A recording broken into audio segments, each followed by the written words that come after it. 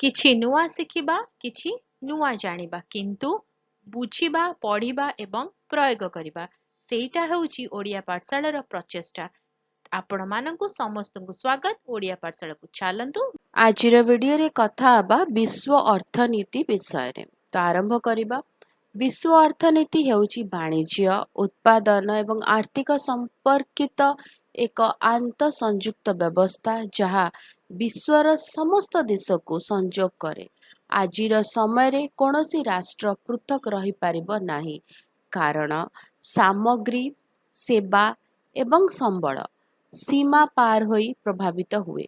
ଗୋଟିଏ ଦେଶର ପ୍ରଗତି ପ୍ରାୟତଃ ଅନ୍ୟମାନଙ୍କ ସହିତ ଏହାର ସମ୍ପର୍କ ଉପରେ ନିର୍ଭର କରେ, ଯାହା ବିଶ୍ୱ ଅର୍ଥନୀତିକୁ ଏକ ସହଭାଗୀ ବ୍ୟବସ୍ଥା କରିଥାଏ। ବିଶ୍ୱ ଅର୍ଥନୀତିକୁ ଗଠନ କରିବାରେ ବୈଶ୍ୱିକରଣ ଏକ ପ୍ରମୁଖ ଭୂମିକା ଗ୍ରହଣ କରିଛି।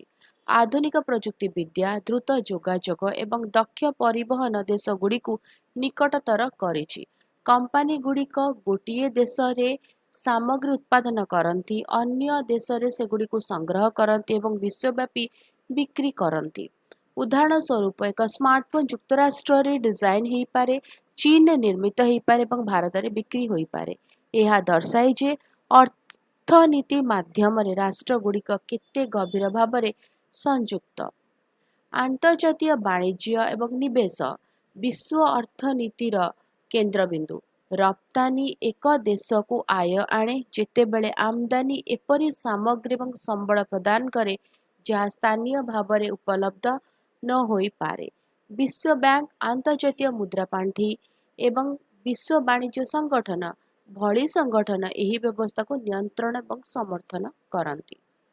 ବିଶ୍ୱ ଅର୍ଥନୀତି ମଧ୍ୟ ଚ୍ୟାଲେଞ୍ଜର ସମ୍ମୁଖୀନ ହୁଏ।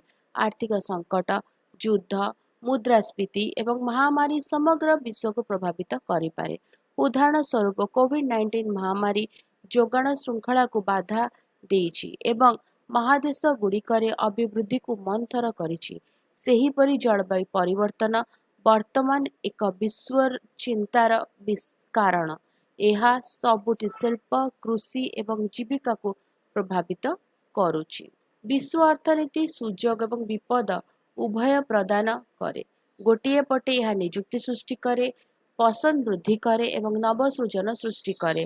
ଅନ୍ୟ ପକ୍ଷରେ ଏହା ଅସମାନତାକୁ ବୃଦ୍ଧି କରିପାରେ ଏବଂ ଗରିବ ଦେଶଗୁଡ଼ିକୁ ଶକ୍ତିଶାଳୀ ଅର୍ଥନୀତି ଉପରେ ନିର୍ଭର କରିବାକୁ ପଡ଼ିପାରେ। ବିଶ୍ୱ ଅର୍ଥନୀତି ଏକ ବିଶାଳ ନେଟୱାର୍କ ପରି ଯାହା ଲୋକ ଏବଂ ଦେଶଗୁଡ଼ିକୁ ସଂଯୋଗ କରେ। ଏକ ନିରପେକ୍ଷ ଏବଂ ସ୍ଥାୟୀ ଭବିଷ୍ୟତ ସୁନିଶ୍ଚିତ କରିବା ପାଇଁ ରାଷ୍ଟ୍ରଗୁଡ଼ିକୁ ସହଯୋଗ କରିବାକୁ, ସମ୍ବଳ ବାଣ୍ଟିବାକୁ ଏବଂ ଅନ୍ତର୍ଭୁକ୍ତିମୂଳକ ଅଭିବୃଦ୍ଧି ପାଇଁ ଏକାଠି କାମ କରିବାକୁ ପଡ଼ିବ।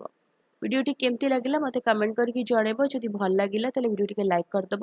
ଭିଡ଼ିଓ ସହିତ ସେୟାର କର, ଚ୍ୟାନେଲକୁ ସବସ୍କ୍ରାଇବ୍ କରି ବେଲ୍ ଆଇକନ୍ ପ୍ରେସ୍ କରି ଅଲ୍ ନୋଟିଫିକେସନକୁ ଅନ୍ ରଖିଥାଅ। ତାହେଲେ ରହୁଛି, ଦେଖା ହେବା ଆଗାମୀ ଭିଡ଼ିଓରେ। ଭଲରେ ରୁହ, ସୁସ୍ଥରେ ରୁହ, ମୋତେ ଅନୁମତି ଦିଅ। Bye bye.